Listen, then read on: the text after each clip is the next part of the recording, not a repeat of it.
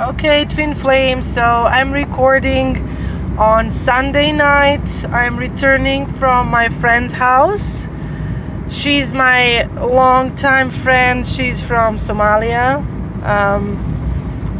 We've been like sisters and confidants, and I was just telling her a little bit about my week and visiting with her and having a nice Somali dinner. And it's first snow this year in my state. I'm in northwest of United States, and it's pretty scary. The winds are blowing, and I apologize for not recording on Friday or Saturday. It's kind of a lot of things took place, and I was trying to process the twin flame journey, purging and what's going on with this energy of Mercury retrograde and the full moon, and my own journeys, dynamics. So I didn't want to post a video until I am clear on exactly the message that I want to share with you regarding your own journeys, to give you a good beneficial message. So this is Sunday night, and basically amazing thing has happened last night. I'm kind of glad that I didn't record on Friday, because then I would miss on telling you about this. What happened is, I would call it a fly on the wall phenomenon, because there is such thing as distant viewing, and some people delve into that. I never had wish or courage to be that distant viewer, to spy on someone telepathically, to enter someone's energetic field telepathically, to spy on them. If someone, I'm going under bridge, so there's no snow at the moment. If someone wants to share information with me, that's fine. But from the Islamic perspective, from not I don't know if I should call it Islamic perspective. Maybe more accurate word would be Quranic perspective, because I follow Quran as the holy scripture, which is my guide through my life, not Islamic per se, because sometimes there are, now whether we like it or not, there may be parts of Islamic creed that is not purely Quranic, that is not original teaching, but that has been influenced by certain traditional values in separate regions, and or in some general regions where Islam is prevalent, where majority people are Muslim. Sometimes they're influenced by their traditional values of the past, of the times of pre-Islamic times. You will see that. I mean, no religion is immune to such influences, but Islam itself, if you follow the Quranic guidance only,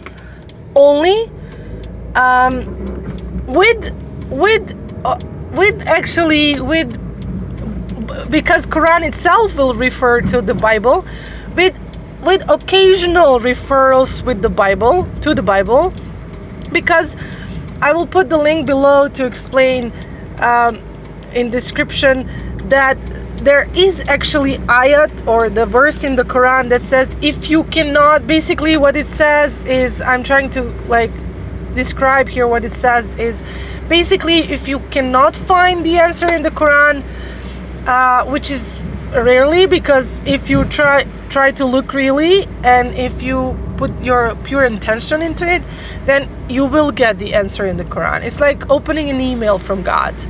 Like having like a deep dish of knowledge right in front of you. You can dip into and find the answers anytime you like. The Quran is very multi-dimensional book. And then if occasionally you cannot find the answer, Quran itself refers to the Bible. It says you can ask the people of the book. You can refer to the book, which means the Bible. Quran describes Bible as the book, as the kitab.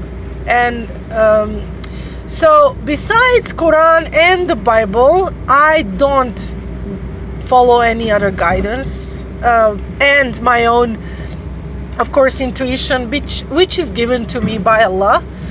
That way I believe that I stay purely on the path of that pure Islam, which is the base, the deen, the pure deen that is not influenced by neither my traditional background, my European upbringing, or Middle Eastern upbringing of other people, or any kind of different, because there's all kinds of countries in the world that have Islam as their major religion.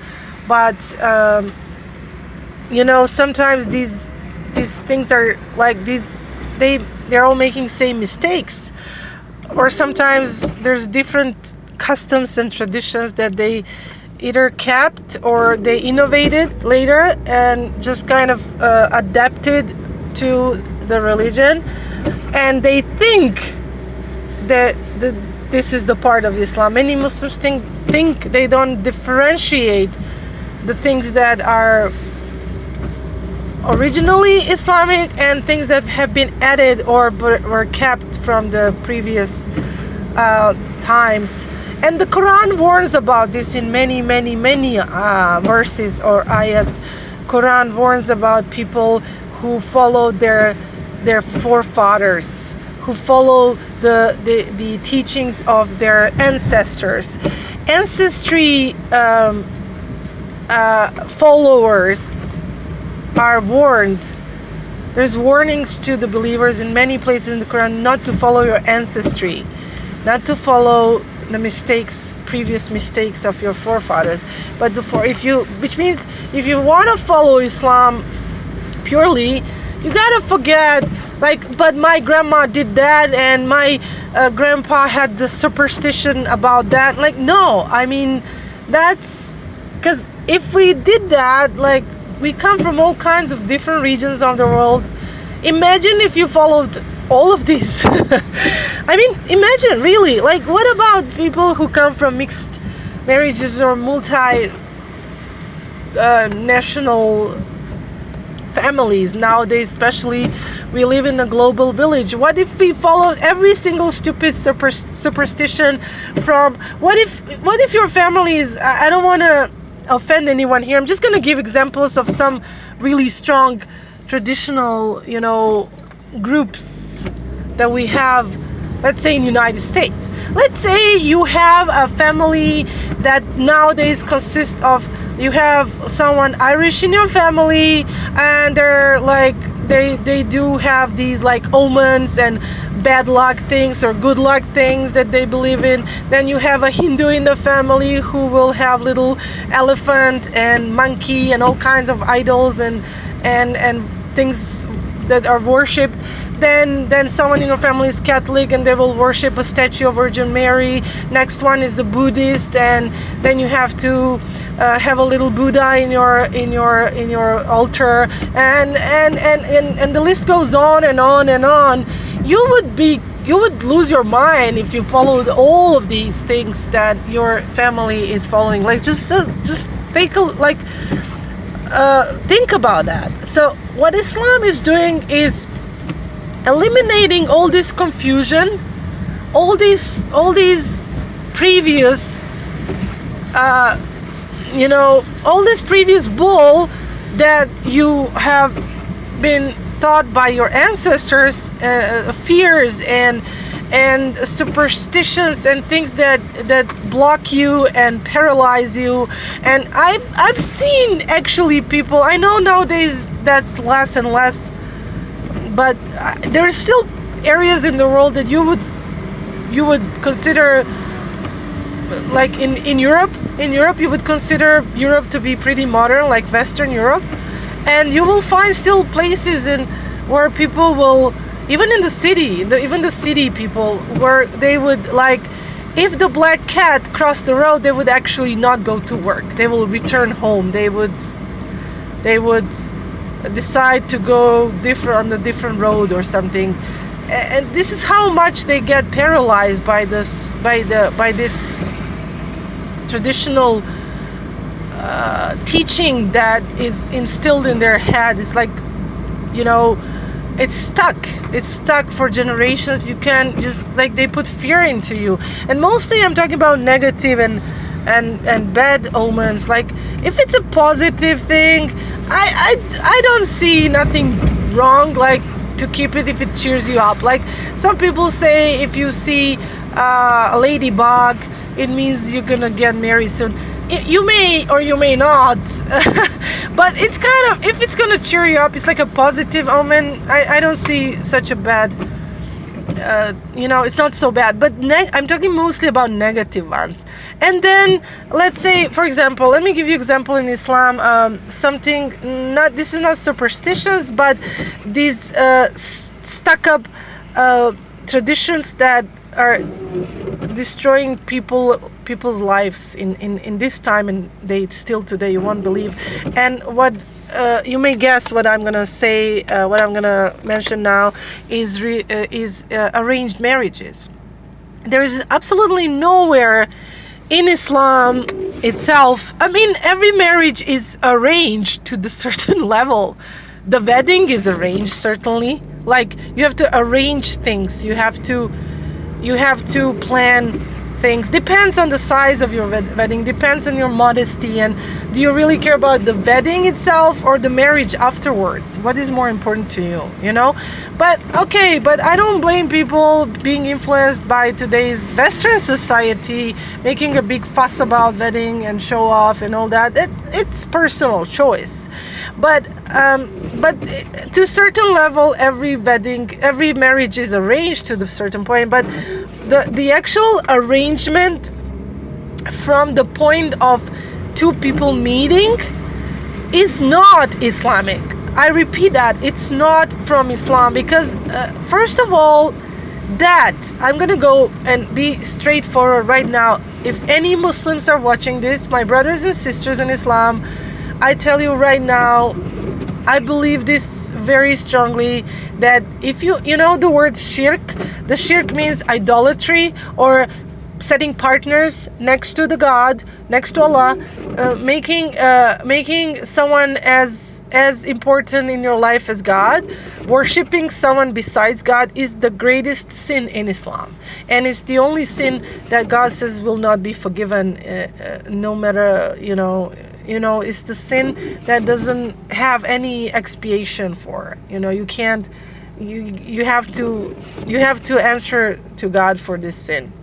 The other sins, you can ask for repentance. There's different ways you can repent or expiate yourself from this sin. But sin of shirk, or setting partners with God, with Allah, is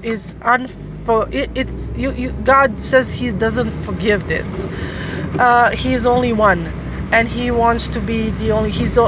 There's only one Creator, and only one Judge, and only one who makes things possible, who is the manifester, the great manifester, the source of everything that exists. So I'm telling you directly right now, brothers and sisters in Islam, that believing that someone can be matchmaker for your marriage, for your love, for your entire life, who you're gonna spend your entire life with, to be your life partner, if you believe that can be a human being that will know better than you, that will know better than God, who is good for you, and that you don't need to know this person, that they will arrange everything for you, and that marriage is gonna be successful. Yeah, it may be successful outwardly, but talking about that it's gonna be real organic love. Don't trick yourselves into believing that. Maybe your parents, maybe your older relatives will say the love will grow between you. Yeah, sure. The adjustment, the adaptation to the person will happen, definitely, because I love these lights. I mean, I wish they spend this money on the homeless people and pay for the electricity to people who cannot pay the electricity. But it is cute, though. You know, I guess our human attraction towards lights comes, in my opinion, comes from the beauty of the Jannah, of the heaven, of the heavenly gardens, who I believe are full of bliss and sparkle and things. I think we come from the light, so we are attracted to light.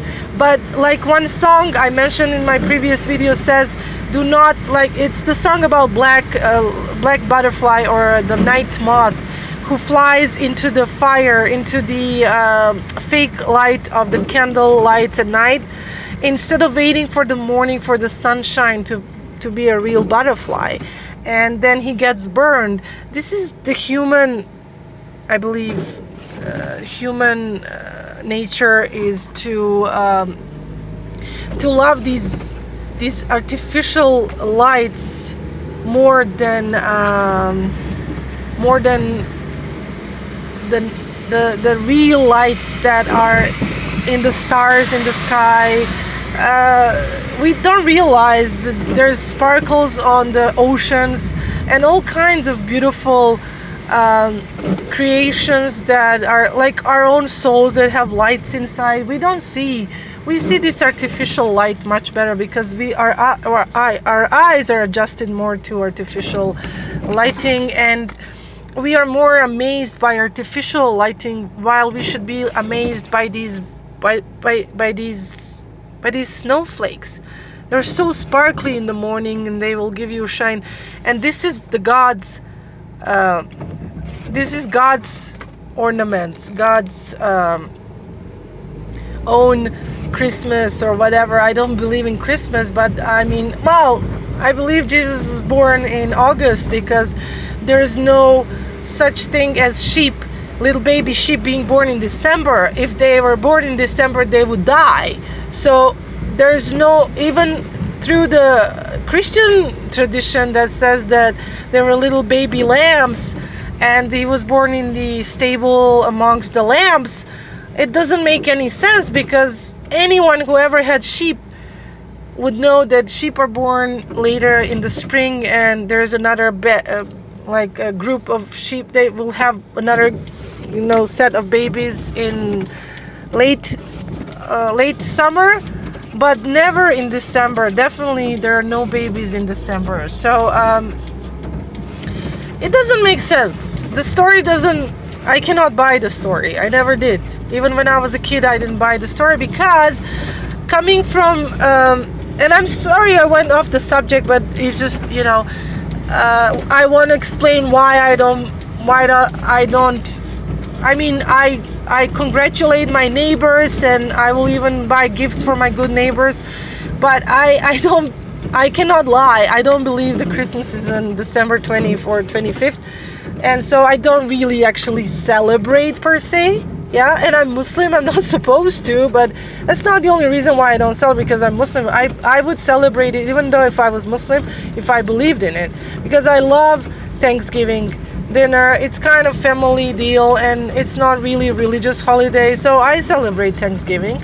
I mean, I wouldn't if I didn't live in the United States, but living here, I mean, why not? It's a nice family gathering. It's a good time to eat good meal, and I mean, yeah, and the snow is getting bigger. Yeah, but Christmas, I'm not gonna lie, I don't believe, and that's why I'm telling you why I don't believe, is because baby sheep, that's not the only reason, but one of the reasons is because baby sheep could not be born in December and survive the winter. So that makes no sense. There's other things, as I was saying, I was born in Europe, and in Europe I was surrounded by two major religions, which is Christian Orthodox, Greek and Russian Church, Orthodox Christianity, Eastern Christianity, and Catholic Church, Vatican, Roman Catholic Church, and they have two Christmases. One is on 6th of January, and the other one is 25th of December.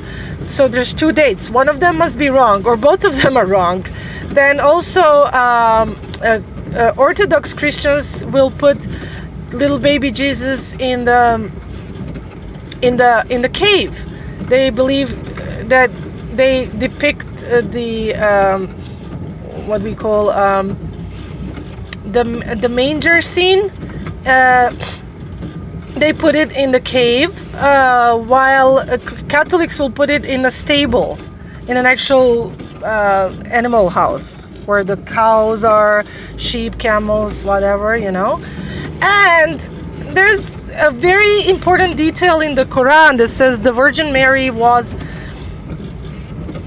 so, and this detail strikes me as truthful, because she says, "Oh, I wish I was not alive." When she was having birth pains, she said, "I wish I was not alive because this is so painful." Now imagine a virgin having labor pain.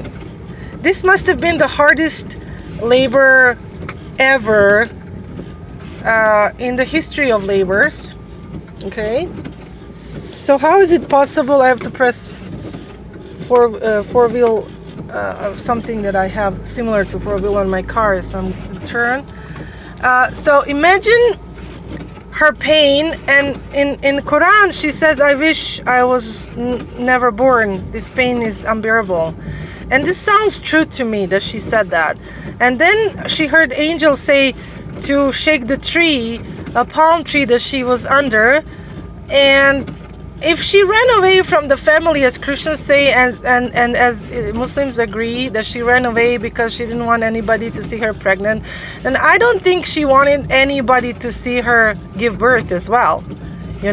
She was afraid of being stoned to death, because Jewish people would stone her to death, just like sometimes Muslims still do, which is another tradition that is not recorded in the Quran, but it's left from the Jewish times, and Arab people still do it in some countries, which is wrong.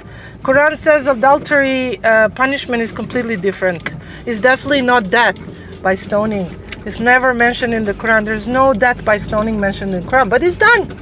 It's done because of the pre-Islamic traditions, and then people think it's part of Islam. Anyways, Virgin Mary was afraid, and so I arrived home now. Alhamdulillah, thank God, I arrived safely and alive. I should go in the garage though. This is my house, mashallah. My house is 135 years old, Old English. Anyways, so she was. That makes sense that she wanted to be alone in her birth of the baby Jesus. And the Quran says that she shook the tree as instructed by, she heard a voice, whether it was the angel or little baby Jesus himself said, someone told her to shake the tree. It doesn't say specifically in the Quran who, and many commentators say it's angel. Now I think that makes pretty much sense.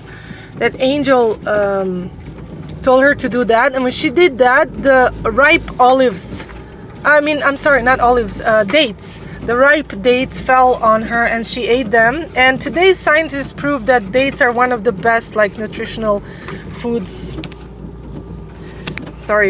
one can find. Not a very pretty sight, my parking lot. I have to turn off this whole thing so I can enter my garage. So yeah, so she was eating these dates, and nowadays they prove that that dates are one of the most nutritional fruits on the planet.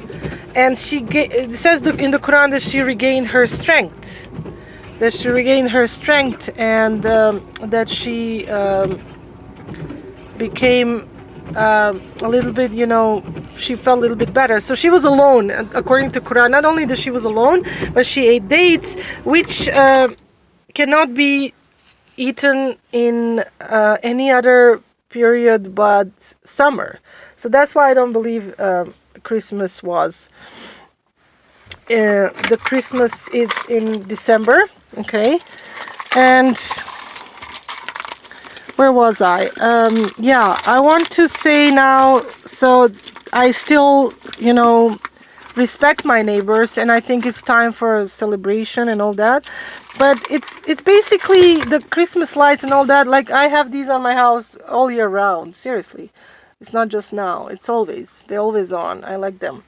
But we are humans, and we are attracted to these lights because there's something about lights that reminds us of home, of the source, of God, of the place where we came from. Imagine how really beautiful the real heaven and the garden and the kingdom of heaven is. If we are, so this is natural for us to be attracted to these lights, and that's fine as long as we don't take them seriously. That's my mom calling. Hold on. Yes, Mom. Yes. It's okay, Mom. And so, where was I? So the arranged marriages. Let's go back to arranged marriages. Nowhere in Islam should they be encouraged, but however, coming from Hindu traditions, they are being done in Islam as well, and this tradition is hard, really, on many Muslim and Muslims from different countries who want to marry each other, who love each other. They are not allowed. They're not allowed, or they're not encouraged by their family. And all that Islam says about regarding young people getting married is, it says, if they're ready to get married, then marry them, help them, which means encourage, like, support them, emotionally support them, well, even financially if you have the means. It doesn't say arrange them, because only God can put love between. I want to show you around my house. Only God can put love between two hearts. That's what I strongly believe. And if you believe that someone else can create love between two hearts, then I think you're wrong, because that means you believe that someone has power the same as God. And I think that's shirk. So those matchmakers, those ladies in Pakistan, India, and those usually, well, in Middle East as well, arranging couples. In America we have people go on blind dates, and it could be a blind date from nightmare, like from hell. That's what people say. But it's one date, and you don't want to call this person again. You block their number. But what if someone arranges you blind marriage? I mean, how do you get out of that? Okay. So, okay, without further ado, I want to continue. I was talking about these now traditions. I'm sorry, this is dark now. Oh, well, great. My house is locked. Wow, I have to go back around. And okay, I'll just continue talking here until I finish. So what happens if I tell you that if your twin flame is someone who had reaction to your energy and the pull and the magnetic pull between the two of you, and even if they themselves did not become runners, or they did for a while, they did become runners, and they were scared of that energy, and what they felt for you was so strange. Maybe you did go Google and see what, because you felt the same thing and you were overwhelmed, and this was not like any other romantic encounter you had before in your life, but you Googled it, you tried to research it, you found books, but maybe they didn't, and they maybe confided in their family, or maybe their family recognized that something was, under quotation mark, something was wrong, that something was odd with them, that they were acting strange, because every time you were present, maybe someone else noticed things, and maybe they asked them, maybe they gave them, they told them, like, oh, I feel like this and this when I'm around this girl or this guy. And if their family thought that this was bad for them, or that you are like too strong for them, or that something is weird, what if they did black magic on them? This is what I'm talking about. That's why I say we have to be careful. Many traditions in the world have black magic. Almost, I think every country in the world, every nation has people who practice black magic. So even in Islam, especially sometimes in Islam, unfortunately, because Islam prohibits black magic, but that doesn't mean it doesn't exist, because most countries have adopted Islam as their religion. But as I said, they have different backgrounds, different religions, different traditions before Islam came to their country, and they still practice it, and they still practice black magic. And there's all kinds of black magic is somehow same. It's just bad. But it's same like whether you're Christian or Muslim or Hindu, or this black magic is just evil. So what if your twin flame, on top of having trouble to adjust to the, align with you with the energy and the pull and push dynamics, what if someone made black magic on them, and then that's stopping them from reunion? I want to talk about this, and I want to hear your comments. And I'm going to post 2 readings for masculine and feminine that I watched this week, that completely word by word have resonated with my own twin flame dynamic right now, what's going on with my manifested twin. Because I strongly believe, 99% I'm sure, that he has had black magic done on him, and that's why we're having such hard purgings going on and hard things. So I'll tell you more about it in the next video. Comment and tell me what you think about your own twin. Is it possible that someone has put spell on them to separate you? It's called the spell of separation. Usually, you could label it as that, like when they intend to separate you guys from each other.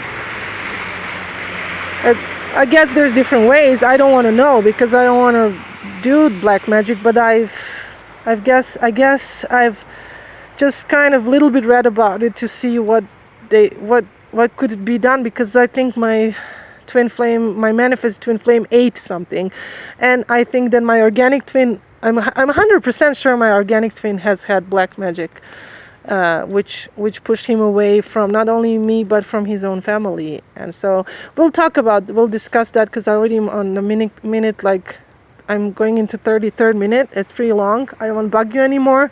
Please comment so we can take it from there, and so that will prepare me for the next video to talk exactly what's going on with my twin flame, and what's going on with your twin flames regarding black magic and spells and evil psychic attacks on that is trying to prevent your reunion. Okay, love you guys. Peace be upon you. Assalamu alaikum. Talk to you soon.